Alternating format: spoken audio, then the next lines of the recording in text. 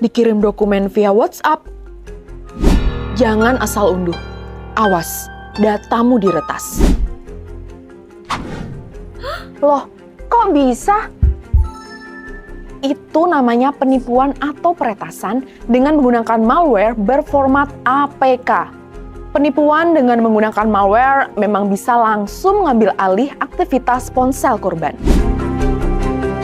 Kini polanya sudah diubah dari undangan pernikahan, belangko tilang, dan sekarang menjadi PPS Pemilu 2024. Mengikuti momentum saat ini, patut dicurigai jika ada yang mengirim file berformat APK meski dalam nama file tertulis PDF, JPEG, bahkan voice note. Cross-check dulu ya Sobat Polri, jangan asal unduh meskipun pengirim sudah kita kenal.